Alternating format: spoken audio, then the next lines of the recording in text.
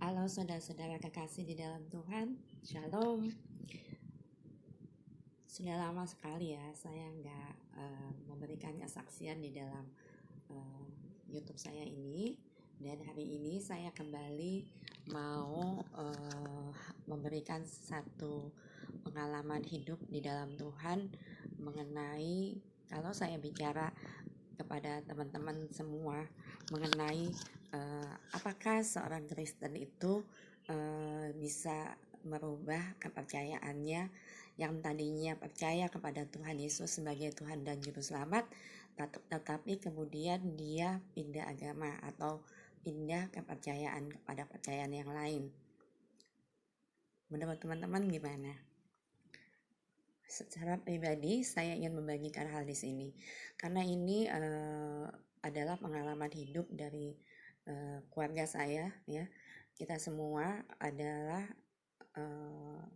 menjadi pengikut Tuhan itu dari sudah dewasa, artinya sudah mengerti sekali apakah kalau saya percaya kepada Tuhan Yesus itu saya sudah mengerti sekali kenapa saya harus percaya kepada Tuhan.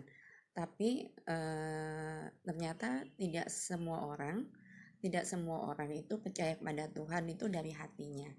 Artinya banyak sekali orang-orang juga yang di dalam mulutnya itu mengatakan bahwa dia percaya kepada Tuhan, tapi sebenarnya di dalam hati nuraninya dia nggak tahu apakah dia percaya kepada Tuhan apa tidak.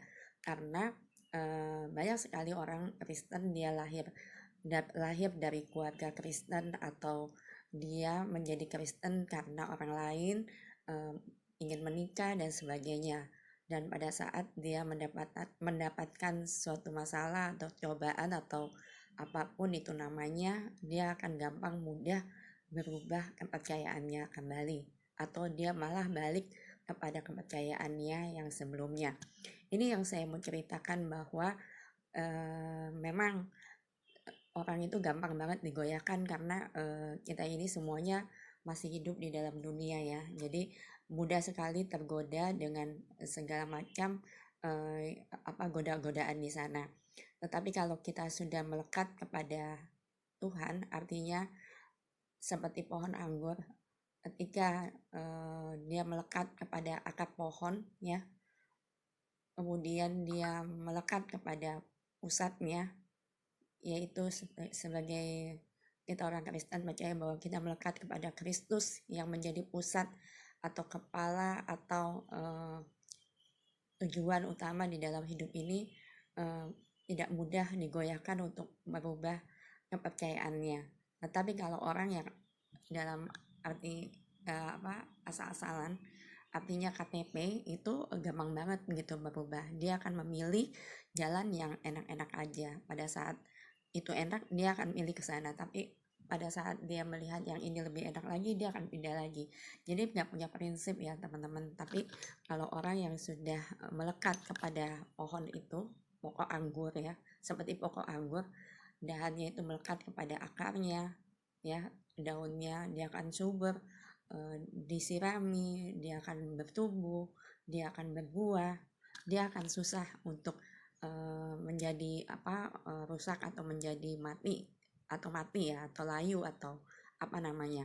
Seperti orang Kristen seperti itu. Ketika kita melekat kepada pokoknya, yaitu Tuhan Yesus sendiri, dan kita menyadari bahwa kita menerima Yesus sebagai Tuhan dan Juru Selamat itu bukan asal-asalan ya, bukan hanya sekadar di mulut tapi ada di dalam hati kita, itu saya rasa tidak mudah tergoyahkan, tidak mudah, karena tapi memang butuh yang namanya pertumbuhan, butuh yang namanya pembentukan karakter yang lebih baik gitu.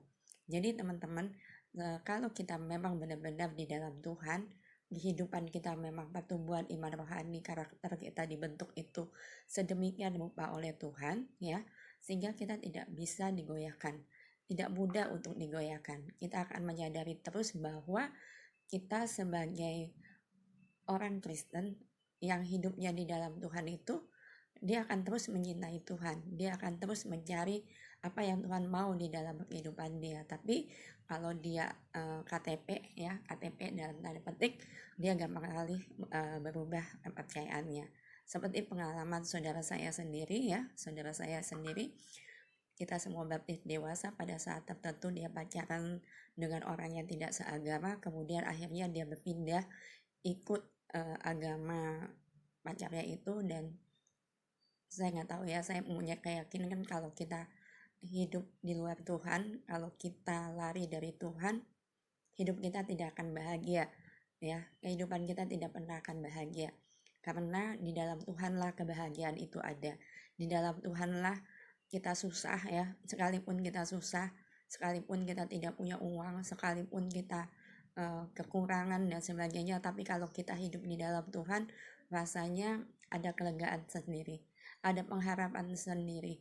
Jadi kita hanya bergantung kepada Tuhan, kita hanya memohon kepada Tuhan bahwa Tuhan tolong saya, bentuk saya supaya saya semakin mengenal Tuhan, semakin hidupnya berkenan kepada Tuhan, takut kepada Tuhan, sehingga kehidupan saya setiap harinya benar-benar diatur oleh Tuhan.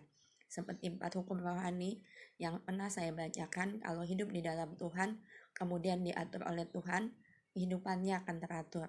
Ya, kehidupannya akan teratur. Karena apa? Tuhan yang mengatur semuanya itu. Karena kita hanya menyerahkan diri kita sepenuhnya kepada Tuhan. Tuhan maunya apa sih? Tuhan maunya kita lakuin apa sih gitu. Tapi kalau di luar Tuhan, ya itu tadi, akhirnya kita berubah kepercayaannya. Di dalam hidup ini hanya satu kok. Kita hidup ini hanya untuk memuliakan Tuhan. Kita ingin kita masuk surga, kita ingin kita melakukan apa yang baik seturut dengan kehendak Tuhan. Mau atau tidak itu tergantung pada kita sendiri. Teman-teman, kita akan sebentar lagi akan menyambut Natal 25 Desember. Kiranya hati dan pikiran kita memang tertuju kepada Tuhan. Tuhan Yesus lahir ke dunia itu bukan suatu kebetulan atau suatu hal yang Tuhan Yesus itu lahir ke dunia. Kenapa dia ada di dunia?